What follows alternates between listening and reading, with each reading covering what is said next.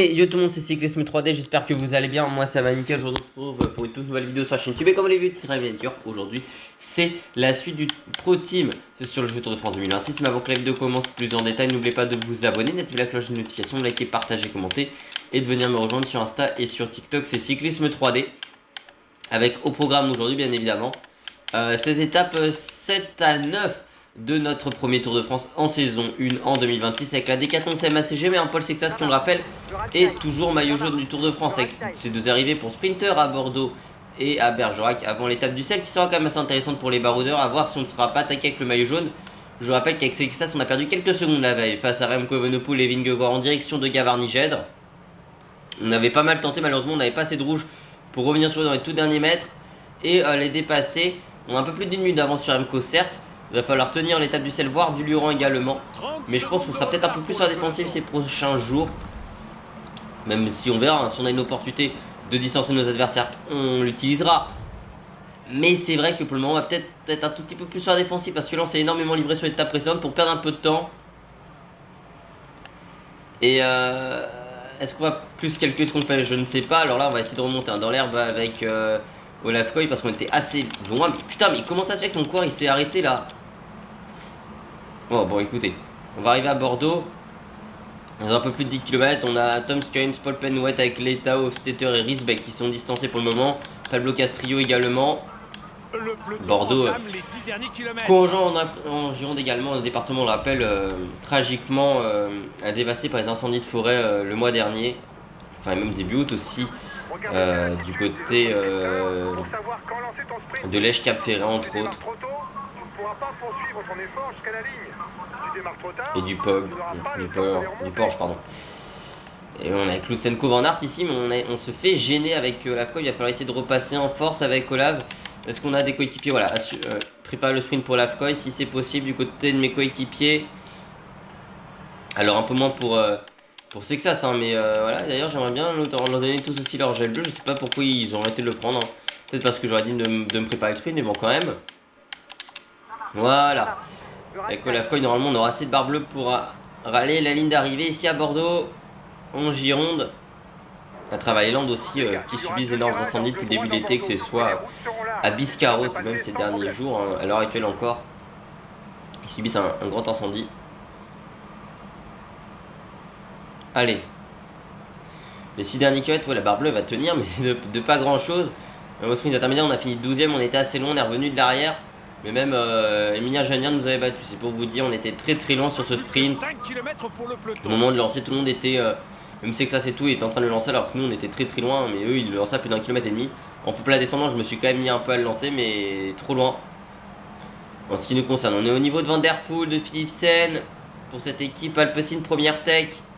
Canyon Groves est également présent. Et là on est sur les quais ici à Bordeaux. Essayer de pas se faire gêner. Il y a Jonathan Milan également face à nous qui va nous dépasser, mais qui est déjà en train de se mettre en danseuse. Milan avec Pedersen pour le lancer. Il a dû faire déjà un premier effort. Le sprinter italien Mathieu Van Der Poel avec Canyon Groves ici dans la roue. Toujours Thibonnet qu'on récupère. Et bon, c'est Canyon Groves qui a lancé parfaitement Jesper Philipsen ici. Van Der Poel s'est écarté. Il a pris quelques mètres d'avance, Canyon Groves. Attention, on a. Sur les gars, sinon on va devoir lancer notre sprint dès maintenant avec Olaf Koy. Nous on est très loin avec le sprinter néerlandais. On n'était absolument pas dans la vague, on va totalement. On va finir très loin, surtout qu'ils vont même pas s'écraser devant nous. On va à peine finir 10ème avec Olaf Koy, ça tourne au fiasco ces sprints avec le néerlandais. On était du mauvais côté de la route. Et ça s'est ressenti avec Koy. 10ème à peine, ça, on n'était pas gêné dans notre couloir. Mais là, c'est pas notre niveau. On lance pourtant un kilomètre et nos adversaires lancent avant nous. C'est ça le pire qu'il faut se dire. C'est qu'ils lancent largement avant nous. Alors moi, parce que juste à ce moment-là, c'est vrai que nous on était dans la roue des Alpecin. Et moi, j'avais pas du tout fait gaffe à où étaient nos adversaires ici. Mais ouais, regardez, ils lancent avant nous, certains, notamment Canyon Groves. Alors, attendez, est-ce qu'on peut voir? Voilà, là ils sont déjà tous en train de lancer. Ce qui n'est pas notre cas, on attend le dernier kilomètre parce qu'en termes de barre rouge, c'était un peu compliqué pour nous. Et on regarde même à toute fin, on n'a absolument pas eu d'explosivité au moment où on lance notre sprint. Et encore, on est au niveau de Remco qu'on n'arrive strictement pas à battre. Et on n'a plus de rouge sur le final quasiment. Avec Coy, malgré la mauvaise forme, c'est pas satisfaisant. Le maillot vert est en train de s'envoler pour nous. Victoire de Jonathan Milan. Le jaune pour Sexas, le vert pour Philipsen, le maillot blanc pour rouge pour Lennart Van Envelt et le maillot blanc toujours pour Paul Sexas pour notre équipe. Mais c'est pas du tout ce qu'on était venu chercher et on le voit très clairement aujourd'hui. Victoire de Jonathan Milan, italien de la Lidl Trek en 3h45 minutes et 39 secondes avec 10 secondes de bonification pour lui. Du côté du classement général en 25h 12 minutes et 56 secondes. C'est Paul Sexas, le corps français de notre équipe. De la Décathlon CMA-CGM en tête du classement numéro 1 pour 22 points pour Lennart Van Envelt le belge de Lalo Tantamarché qui est touché. Et en plus avec Sexas on est en mauvaise forme aujourd'hui. Aussi, du côté du classement par points, 99 points pour Jasper Philipsen, le belge de la Soudal Quickstep, Alpecin première tech, mais nous on est très très loin. Limite Sexas c'est mieux, c'est mieux placé que Coy. Hein. Du côté du classement des jeunes, c'est Paul Sexas, le corps français de notre équipe de la Décathlon CMA-CGM en 25 heures 12 minutes et 56 secondes. Du côté du classement par équipe, c'est l'équipe Britannique de la Ineos, on va dire, on est compagnie Ineos aujourd'hui en 75 heures 1 minute et 45 secondes. Et puis du côté du classement de la combativité, c'est Guillaume Martin Guionnet, le français de la groupe AEDG United, avec 417 km pour lui. Et puis du côté du classement pour 5 individuel, plus 0 PPC, 683 PPC pour Paul Sexas, le corps français de notre équipe de la Décathlon CMA-CGM. Et en tête du classement pour 5 par équipe, plus 5 PPC, 1518 PPC pour notre équipe française de la Décathlon CMA-CGM. Et nous on va se retrouver tout de suite dans le final de la prochaine étape où on espère avoir un peu plus de chance. Que le parcours... Allez, en tout cas ce qui est sûr c'est que l'on se retrouve dans le final de cette étape. Au cours sprint intermédiaire on a été assez mal positionné, on a fini encore une fois au-delà du top 10. Et Warren Scholl nous avait battu, mais on avait encore un peu de gel rouge. Mais c'est assez compliqué avec Olaf Koy, vous remarquerez que notre barre est très basse avec Koy. Et qu'on enchaîne d'ailleurs les mauvaises formes. Enfin franchement, je sais bien qu'il y a la note de récupération, mais c'est quand même un peu abusé. Alors qu'on est censé être en pic de forme, vous me direz c'est une fin de première semaine de course, certes, il y a les notes de récupération, mais bon quand même. On va essayer de faire un beau sprint cette fois-ci avec Olav. Objectif bien performé avec notre sprinter néerlandais. Face à Philipsen, face à Milan, entre autres, on va essayer de se racheter avec lui dans les rues de Bergerac, le vainqueur de Pau sur le... Enfin, vainqueur à Pau plutôt, sur le Tour de France IRL. Voilà, Tim Wellens et Romo sont en avant de la course, avec le fait qu'il n'y ait ni Pogacar, Almeida, Yates ou encore Del Toro. C'est assez étonnant du côté de cette équipe UAE, mais on fait quasiment toutes les échappées. Hier c'était Nils Politt, aujourd'hui c'est Tim Wellens, le champion de Belgique dans cette save, hein, parce qu'on rappelle que depuis c'est Runergot il me semble, depuis le mois de juin dernier, mais la save était lancée avant les championnats nationaux.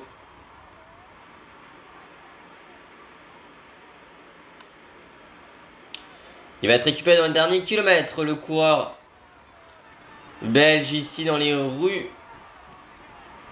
de Bergerac. Dans quelques instants on va essayer d'être bien positionné cette fois-ci, pas se faire gêner voilà avec ce virage là, mais en tout cas vraiment être très bien positionné.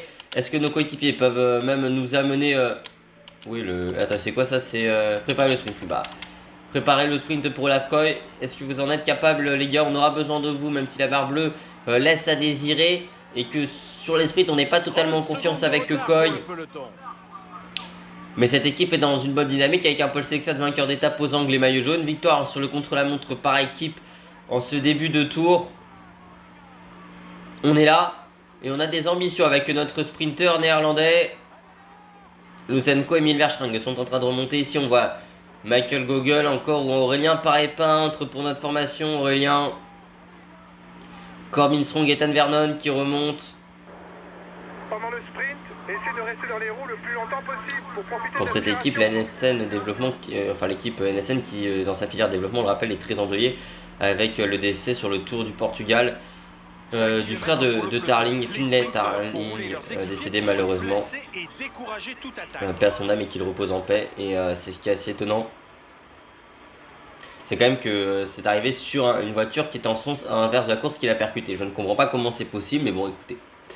Lucie n'a toujours pas ouvert d'enquête, de toute façon on attend toujours le résultat de celle de l'étoile de Bessèges, mais c'est inadmissible ce qui s'est passé, un corps ne doit pas mourir en course, enfin, et même à vélo déjà de base, mais en course cycliste sur une route fermée, je ne comprends pas comment c'est possible. Une voiture se retrouve à sens inverse, c'était déjà le cas sur l'étoile de Bessèges, par contre on va peut-être se faire gêner, il y aura encore un virage ici, face à Wellsford, on a essayé de prendre à l'intérieur. Voilà, essayer de remonter avec Olaf Koy, mais on va être trop loin avec notre sprinter néerlandais. On est obligé limite de faire un premier effort avant la flamme rouge. On va être trop loin avec Olaf Koy pour pouvoir remonter, même s'il y aura peut-être la fatigue de fin de semaine qui pourra éventuellement jouer. On va essayer de remonter, on va même pas être dans le top 15 de l'étape au rythme auquel c'est en train de continuer, quoi qu'on remonte légèrement. Ouais, 14ème, ça commence à m'agacer. On se loupe sur tous les sprints avec Olaf Koy. Mais c'est pas possible, comment ça se fait qu'on soit aussi mal positionné. Là on était mal positionné, on était en plein milieu de la boule, c'est pour ça que j'ai dû faire un écart pour me mettre à l'extérieur, sauf que là on se retrouvait trop loin, et les autres ils lancent en sprint mais hyper loin quoi.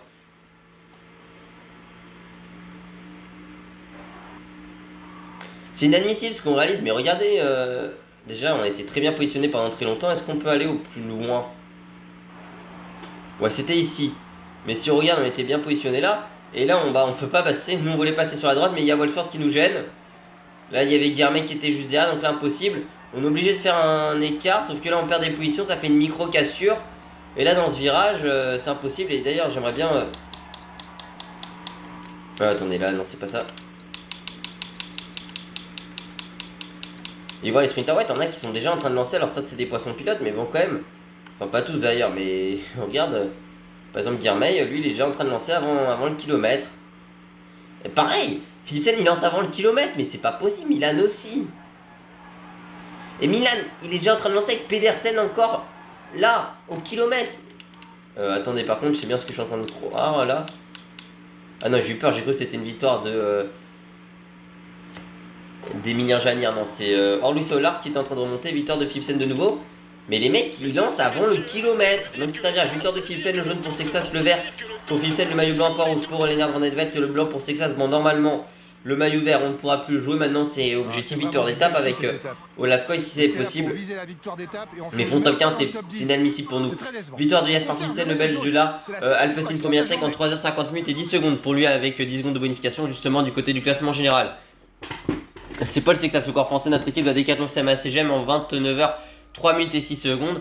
En tête du classement général, en tête du classement du meilleur grimpeur, 22 points pour Lennart Van Envelt, le belge de la Lotto Intermarché. En tête du classement par points, 158 points pour Jasper Philipsen, le belge de l'Alpecin première tech. En tête du classement des jeunes en 29h 3 minutes et 6 secondes, c'est Paul Sexas, le corps français de notre équipe de Decathlon CMA-CGM. Et en tête du classement par équipe, avec en 86h 32 minutes et 15 secondes, c'est l'équipe britannique de l'Ineos Grenadier. Bon, aujourd'hui net compagnie Ineos. Et puis du côté du classement de la quantité, 417 km pour Guillaume Martin Lyonnais, le français de la pas mal DG United. Mais le maillot vert, on est hyper loin et c'est que ça, c'est toujours devant nous, ce qui est un peu abusé. Bon, là, de toute façon, il y a plus de 100 points d'écart, hein, donc là, c'est quasiment fichu. Surtout qu'il n'y a pas le nouveau barème. Et le maillot à poids, il n'y a pas tant de points que ça qui ont été donnés pour le moment. En tout cas, le leader n'a pas beaucoup de points, c'est encore jouable. Plusieurs BBC, 683 BBC pour Paul Sexas, le corps français, notre équipe de la Decathlon CMA-CGM en tête du classement Pro 5 individuel. Et en tête du classement Pro 5 par équipe, plusieurs BBC, 1518 BBC pour notre équipe française de la Decathlon CMA-CGM. Et puis nous on va se retrouver tout de suite dans le final de cette étape entre Malmort et Ussel avec une possibilité d'échapper qui va au bout. Et on pourra envoyer quelques cours à l'avant pour notre équipe. Allez, à tout de suite.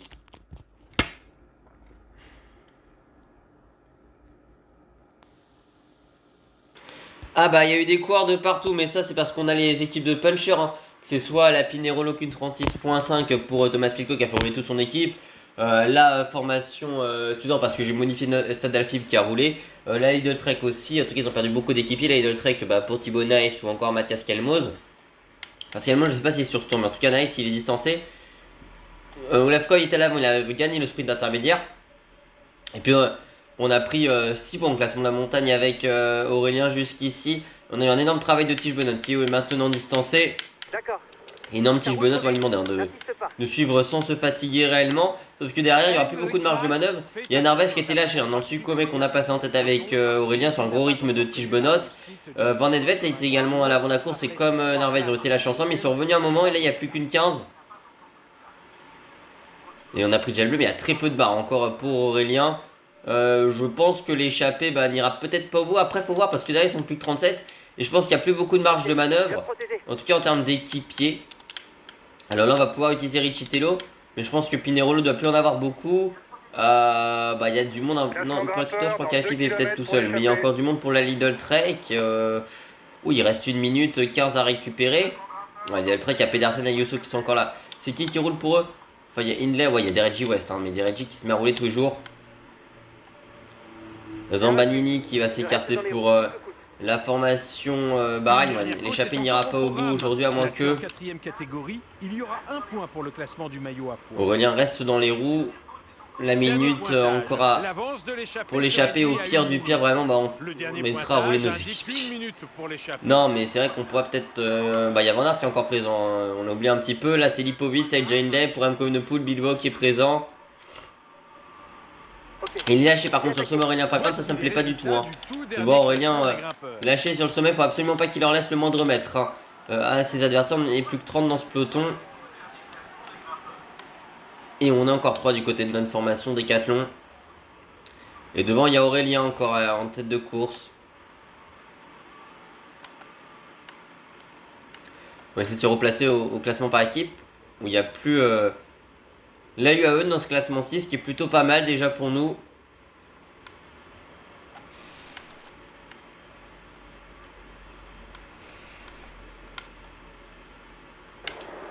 Hop là, voilà, on va essayer de bien gérer cette descente. Après cette ascension du Mont Bessou en ce qui concerne notre équipe. Encore Romain Grégoire qui est bien positionné, Lenny Martinez. Si toutes les difficultés ont été franchies, ouais, mais c'est la formation UAE. Et regardez, Paripin qui part tout seul devant. Alors il a peut-être plus trop de barres rouges. On va lui demander, hein, Aurélien, de se calmer déjà. Je pense que c'est plutôt une bonne situation. Déjà, mais il a lâché tous ses adversaires par contre, Aurélien. Et là, on a repassé la minute 10. Il n'y a peut-être plus forcément tant d'équipiers que ça pour les Dorian Godon lâché pour la Net Compagnie Neos. Ce qui est plutôt une bonne nouvelle pour nous. Ça fait un homme rapide en moins, même si à Van Aert. Après, nous, avec Sexas, on est très très bien pour le moment. Hein. On a toute notre barre, tout notre gel encore à récupérer. Là pour le moment c'est une lay, encore Dereji pour Mats Pedersen. Résiste bien au retour du peloton. L'écart semble stabilisé. Bilbao pour Lady. Mais honnêtement il y a encore beaucoup de monde. Hein. Nous c'est pas notre mission de rouler, mais regardez en tout cas Aurélien devrait faire quand même un sacré numéro. Il résiste à ses compagnons d'échappe après un moment, il aura plus beaucoup de barres bleues. Je pense que ce sera également le cas pour les coureurs qui sont derrière. Donc à un moment l'écart peut vite redescendre. Mais nous on est en contrôle avec Paul pour le moment. On s'affole pas. On reste bien positionné ici pour terminer cette première semaine de tour. Il y aura encore d'autres portions montantes. Et le groupe G4 va revenir sur Aurélien par épinte. Mais Aurélien a plus beaucoup de force maintenant. Terrada va être récupéré dans quelques secondes. Échappez, un peu de chance d'aller au bout les gars. Faites attention. L'écart est encore à la minute. Hein. Pour le moment il y aura des portions descendantes dans les prochains instants. Henrik Mas lâché également Norvège. G4 il est en train de résister maintenant. Aurélien par épinte, mais il a plus de force. Hein, Aurélien, il va craquer, je pense maintenant. Là, l'écart va fondre comme neige au soleil. À partir du moment où il va être en défaillance, là, comme tous ses adversaires. Donc là, on va essayer de remonter avec Paul au niveau de la tête de ce groupe-ci. Ouais, l'écart il va baisser. Là, il va faire que de baisser très clairement. On va demander hein, s'il en a la capacité à Machu Chitelo de nous protéger. Regardez, là, va se rapprocher à toute vitesse. C'est accélération de Julien Lafilippe, il me semble. Par contre là c'est à nous de contrôler la course et là ça tombe bien, on a Mathieu Riccitello pour nous accompagner. Alors celle-là on l'avait peut-être pas vu venir du côté de nos adversaires. Là il n'y a que 35 secondes d'avance et c'est Henrik Mas qui est repassé en tête de course. Écoutez les gars, c'est plus Aurélien devant, bah maintenant c'est à Riccitello de rouler à fond. Comme sur l'étape de Gavarnigène, on prend le gel bleu qui je le rappelle donne toujours 15% de la barre grise, donc de la barre de fatigue.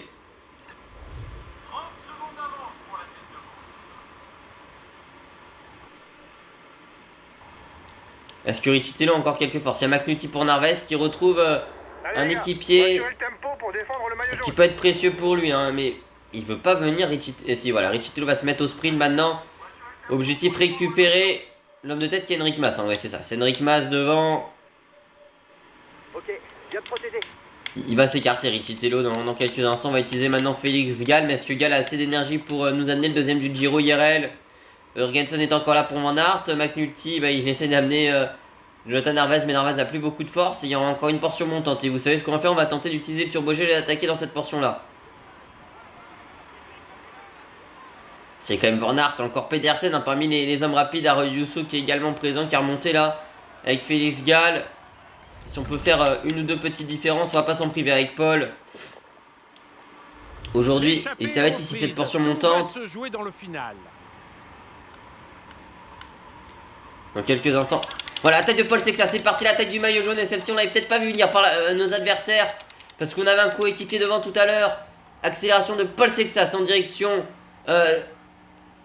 du sel et on a fait une petite accélération, enfin on a fait un petit écart ici mais ils sont obligés de le boucher là, les Red Bull.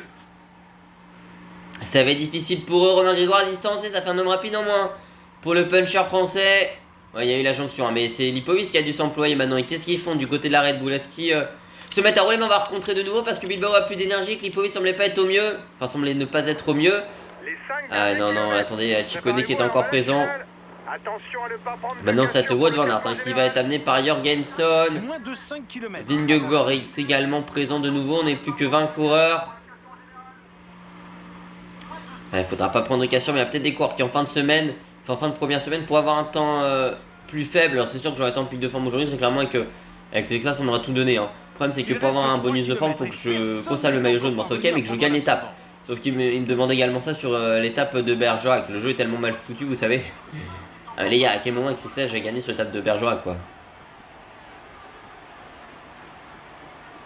Et on a plus de temps de barre, enfin la barre rouge, on va essayer de la récupérer au maximum avec Paul.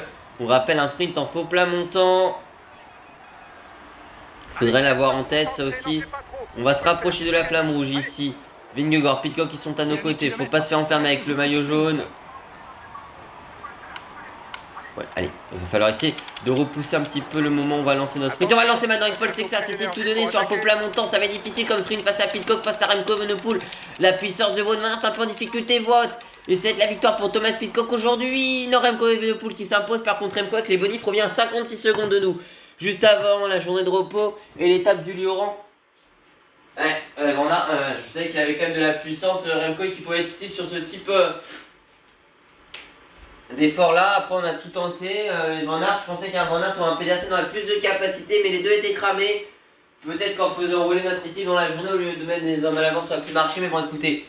Pidcock qui est battu au sprint dans les tout derniers hectomètres par Remco Evenepoel aujourd'hui.